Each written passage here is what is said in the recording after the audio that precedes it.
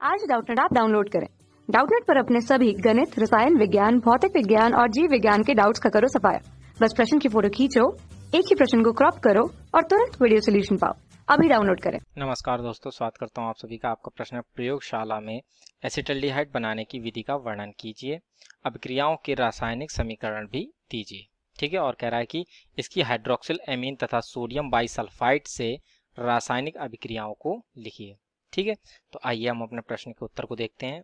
तो इसके लिए जो है हम पहले यहाँ पर एसिटल्डिहाइड बनाने की प्रयोगशाला विधि को समझते हैं। ठीक है, जिसको हम चित्र के द्वारा समझते हैं तथा ये किस प्रकार से हम इसको बनाते हैं, इसकी रासायनिक समीकरण भी देखते हैं। ठीक है, तो एसिटल्डिहाइड बनाने की एसिटल्डिहाइड ठीक है ना, एसिटल्डिहाइड बनाने की प्रयोगशाला विधि, बनाने की प्रयोगशाला विधि। ठीक है ना, प्रयोगशाला विधि। तो जो इसका जो नामांकित चित्र है वो कुछ इस प्रकार है कि तो जैसा कि हम इस चित्र में देख सकते हैं, ये हमारी एसिटल्डिहाइड बनाने की प्रयोगशाला विधि का जो है चित्र है। ठीक है, इसमें हम क्या करते हैं कि एक जो है हम फ्लास्क लेते हैं, जिसको हम यहाँ पर बालू ऊष्मक के ऊपर रख देते हैं, जिसको हम जो है बर्नर की सहायता से गर्म करते हैं। और इस फ्लास्क में जो है हम एक थिसिल फनल जोड़ देते हैं। ठीक है, जिसे हम बिंदु कीप भी कहते हैं। तथा इसका जो इस कारक में दो छिद्र होते हैं। एक में हमने थिसिल फनल लगाया तथा दूसरे में जो है हम उसको अपने संघनित्र तथा ग्राही के द्वारा जो है इसको जोड़ देते हैं। ठीक है, और यहाँ पर जो है हम दो ग्राही का प्रयोग करते हैं, चूंकि इस विधि में हमें जो प्राप्त एसिटल्डिहाइड होता है वह हमारा अशुद्ध रूप में होता है, जिसको हम ईथरी विलयन द्वारा, ठीक है ना, इसको शुद्ध कर लेते हैं। ठीक है, तो इस प्रकार से होता है। तो अब जो है हम इसको समझ लेते हैं किस प्रकार से हम इसमें एसिटल्डिहाइड का निर्माण करते हैं। तो इसमें हम क्या करते हैं कि एक आसवन फ्लास्क में जो है हम पोटेशियम डाइक्रोमेट और सल्फ्यूरिक अम्ल का मिश्रण लेते हैं। ठीक है, तो जैसे कि हम देख सकते हैं यहाँ पर हमने पोटेशियम डाइक्रोमेट K2Cr2O7 और ठीक है ना, जल का थोड़ा सा इसमें मिश्रण ले लिया हमने। ठीक है, और इसमें जो है हमारा H2SO4 भी मिला होता है।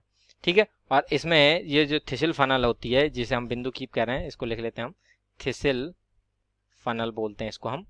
ठीक है ना, तो इस थिसिल फनल में हम जो है एथेनॉल को भर देते हैं और इसमें जो है तनु H2SO4 का मिश्रण भी होता है, जो कि हम थिसिल फनल की सहायता से इसको जो है हम यहाँ पर फ्लास्क के अंदर प्रवेश कराते हैं।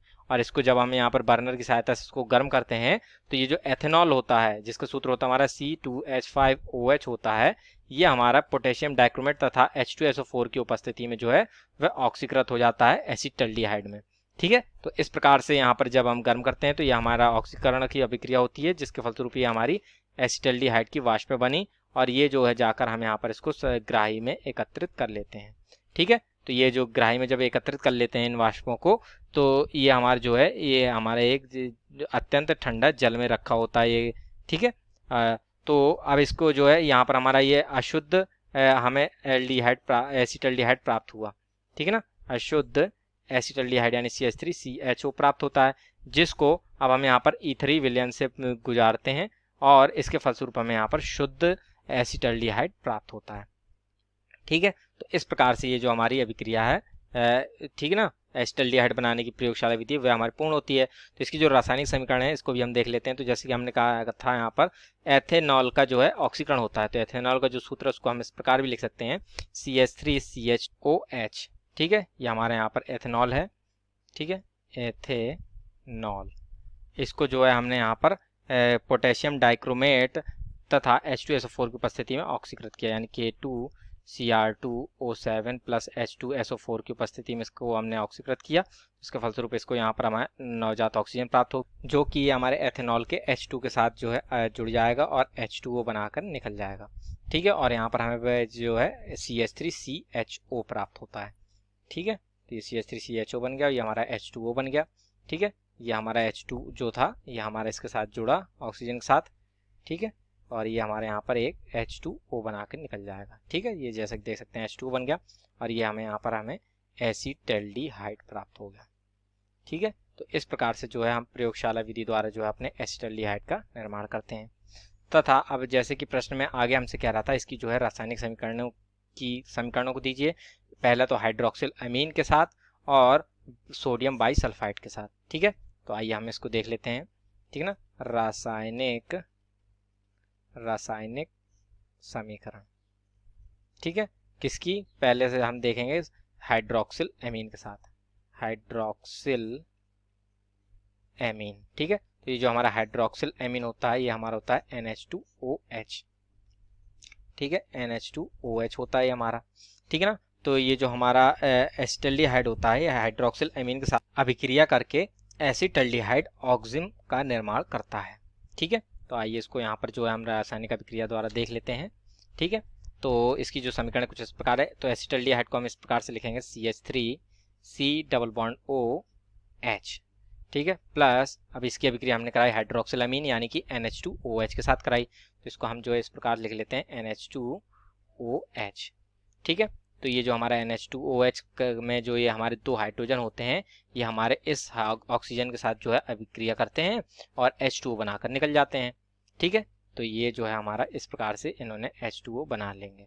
ठीक है, और यहाँ पर जो है ये हमारी अभिक्रिया होगी, इसके फलस्वरूप हमें यहाँ पर CH3, ठीक है ना, CH3CC NOH हमें प्राप्त होगा, ये H, जिसे हम बोलते हैं एसिटाल्डिहाइड ऑक्सिम, एसिटाल्डिहाइड ऑक्सिम। ठीक है ना, एसिटाल्डिहाइड ऑक्सिम का निर्माण करता है यहाँ पर ये हमारा। ठीक है, ये हमारा था एसिटाल्डिहाइड। ठीक है, ये हमारा क्या था? एसिटाल्डिहाइड था। ठीक, और यहाँ पर जैसे कि हमने कहा था एक अणु जो है वह हमें जल का प्राप्त होता है। ठीक है, तो इस प्रकार से ये जो है हमारी अभिक्रिया पूर्ण होती है। तथा दूसरी हमसे कह रहा था सोडियम बाईसल्फाइड के साथ अभिक्रिया। ठीक है, इसकी जो है हम सोडियम बाईसल्फाइड के साथ अभिक्रिया भी देख लेते हैं। ठीक है ना, सोडियम बाईसल्फाइड, सोडियम बाईसल्फाइड। ठीक है, जिसका हमारा जो सूत्र होता है वो होता है हमारा NaHSO3। ठीक है, तो ये जो सोडियम बाईसल्फाइड होता है इसके साथ हमारा एसिटाल्डिहाइड अभिक्रिया करके एसिटाल्डिहाइड सोडियम बाईसल्फाइड बनाता है। ठीक है, तो आइए इसको हम यहाँ पर रासायनिक समीकरण द्वारा देख लेते हैं। ठीक है, तो जो हमारा एसिटाल्डिहाइड होता है वो हमारा होता है CH3C+OH। ठीक है ना, अब ये जो है हमारा सोडियम बाईसल्फाइड यानी NaHSO3 के साथ अभिक्रिया करता है। ठीक है, तो ये जब NaHSO3 के साथ अभिक्रिया करेगा तो ये कुछ इस प्रकार करेगा कि NaHSO3, तो इसमें जो हमारा हाइड्रोजन होता है ये हमारा जो है इस ऑक्सीजन के साथ जुड़ जाता है यहाँ पर। ठीक है, और OH समूह का निर्माण करता है। तथा अब ये NaSO3 जो होता है वह हमारे यहाँ पर जो है कार्बन के साथ जुड़ जाते हैं और इस प्रकार से जो है ये हमारे एसिटाल्डिहाइड सोडियम बाईसल्फाइड का सल्फेट का निर्माण करते हैं। ठीक है, तो ये जो हमारा बनेगा यहाँ पर उत्पाद बनेगा CH3COHSO3Na। ठीक है ना, SO3Na, और ये हमारा हाइड्रोजन। ठीक है, तो ये हमारा क्या बन गया? Acetaldehyde, acetaldehyde sodium bisulphate, sodium bi, ठीक है ना, एसिटाल्डिहाइड सोडियम बाईसल्फेट का निर्माण हो गया। ठीक है, तो इस प्रकार से जो है ये हमारा ये सोडियम बाईसल्फेट के सल्फाइड के साथ अभिक्रिया करने पर, ठीक है ना, हमें एसिटाल्डिहाइड जो है वो एसिटाल्डिहाइड सोडियम बाईसल्फेट का निर्माण करता है। ठीक है, सोडियम बाईसल्फेट। ठीक, तो इस प्रकार से जो है ये हमारे प्रश्न के दोनों ही भागों के उत्तर पूर्ण होते हैं। आशा करता हूँ आप सभी को उत्तर समझ में आया होगा। धन्यवाद। कक्षा 6 से 12वीं से लेकर नीट, IIT, JEE वो एडवांस के लेवल तक 1 करोड़ से ज्यादा छात्रों का भरोसा। आज ही डाउनलोड करें डाउटनेट ऐप या व्हाट्सएप करें अपने सारे डाउट्स 8400 400 400 पर।